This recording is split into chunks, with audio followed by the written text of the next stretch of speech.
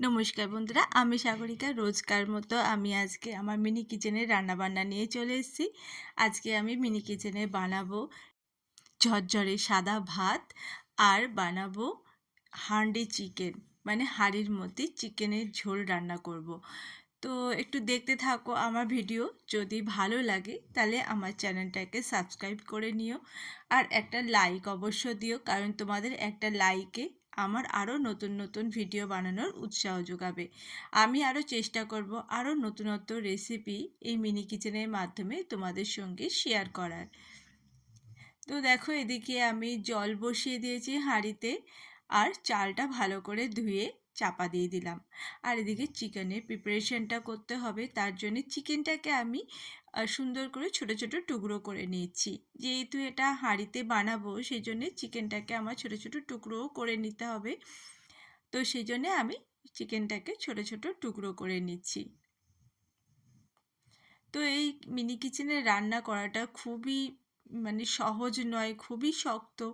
অনেক ধৈর্য সহকারে রান্না করতে হয় এবং অনেকটা সময় লেগে যায় এই মিনি কিচেনে রান্না করতে। যেহেতু আমার ভালো লাগে, সেই জন্যে আমি এই মিনি কিচেনে রান্না আমি করি। এবং আর সমস্ত বন্ধুরা এতটাই ভালোবাসে মিনি কিচেনটাকে যে আমি আরও সুন্দর সুন্দর রান্না এই মিনি কিচেনের মাধ্যমে তুলে ধরবো তোমাদের সামনে। তো কথা বলতে বলতে দেখো, ভাতটা ফুটে এসছে। তো একটুখানি নাড়িয়ে দিলাম। তো হাফ হয়ে গেছে, আবারও আমি একটু চাপা দিয়ে দেবো। এদিকে আমি সমস্ত সবজিগুলো কেটে নিচ্ছি। সবজি মানে আমি টমেটো কেটে নিয়েছি, তারপরে পেঁয়াজ কেটে নিচ্ছি। এরপরে একটু আর দেখো, কাটতে কাটতে শুধু পড়েই যাচ্ছে। যেহেতু ছোট জায়গা, এইভাবে অসুবিধা হয়, কিন্তু ভালো লাগে। তো আমার পেঁয়াজটা কাটা হয়ে গেছে। এরপরে আমি লঙ্কাটা কেটে নেব। এরপরে লঙ্কাটা কাটছি। এরপরে আমি কেটে নেব রসুন, আদা থেঁতো করে নেব। তো এগুলো তো চিকেনের জন্য তো লাগেই প্রিপারেশন করতে, তাই না? তো সেই জন্যে এই সমস্তগুলো কেটে নিচ্ছি। তো রসুনটাও আমার কাটা হয়ে গেছে, আর আদাটাকে আমি একটু থেঁতো করে নেব। তো আদাটাকেও থেঁতো করে নিয়েছি, মানে এইভাবে।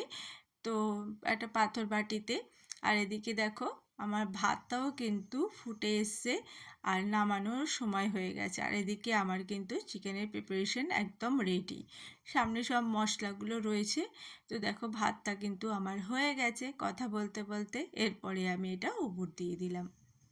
আর এদিকে এবারে যেহেতু হাঁড়ি চিকেন করব, সেই জন্য আমি হাঁড়িটা বসিয়ে দিলাম। দিয়ে এবার তেল দিয়ে দেবো। একে একে শুকনো লঙ্কা, তেজপাতা দিয়ে দিলাম, পেঁয়াজগুলো দিয়ে দিলাম, আদা কুচিটা দিয়ে দিলাম, রসুন কুচি দিয়ে দিলাম, এগুলো লঙ্কাও দিয়ে দিলাম। এগুলো দিয়ে ভালো করে তেলের মধ্যে ভাজা ভাজা করে নিচ্ছি। এবারে আমি দিয়ে দিলাম টমেটো কুচি। যেহেতু বেশি পরিমাণে দেওয়া যাচ্ছে না, হাঁড়িটা খুবই ছোট, সেই জন্যে এরপরে সমস্ত মশলা দিয়ে দিচ্ছি। আমি নুন দিয়ে দিলাম, একটু ধনে গুঁড়ো, জিরে গুঁড়ো, আর এদিকে দিতে দিতে আমার লঙ্কার কৌটোটাও পড়ে গিয়েছিল। তো কাশ্মীরি লঙ্কার গুঁড়ো দিয়ে দিলাম। তারপরে আমি হলুদ দিয়ে দিচ্ছি। যা যা মশলা দিতে হয় সেগুলো সবই কিন্তু আমি দিয়ে দিলাম। দিয়ে এবার আমি ভালো করেই মশলাটা তেলের সঙ্গে কষিয়ে নিচ্ছি।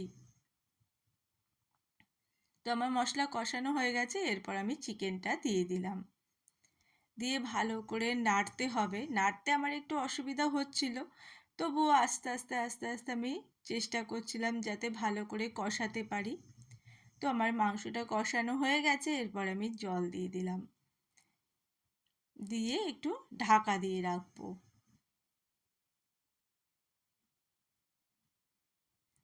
তো এদিকে কিন্তু ভাতটা আমার হয়ে গেছে। দেখো কতটা ঝরঝরে হয়েছে ভাতটা, দারুণ ঝরঝরে হয়েছে ভাতটা। এদিকে ভাতও হয়ে গেছে, আর এদিকে চিকেনটাও কিন্তু আমার হয়ে এসছে।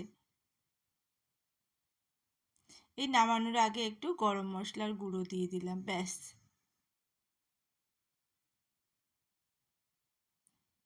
দেখো কতটা লোভনীয় হয়েছে চিকেনের ঝোলটা। তো আমার কিন্তু চিকেন রেডি হয়ে গেছে। এরপরে পরিবেশন করার পালা। তো বন্ধুরা, আমার ভিডিওটা যদি তোমাদের ভালো লাগে তাহলে আমার চ্যানেলটাকে সাবস্ক্রাইব করতে ভুলো না। আর আমার একটু ভালোবাসা দিতেও ভুলো না। এইভাবে আমার পাশে থাকো যাতে আমি আরও নতুন নতুন ভিডিও তোমাদের সঙ্গে শেয়ার করতে পারি। দেখো, দেখতে দেখতে কিন্তু ভাতটাও আমি বেড়ে নিয়েছি। তো কেমন লাগলো ভিডিওটা অবশ্যই জানাতে ভুলো না।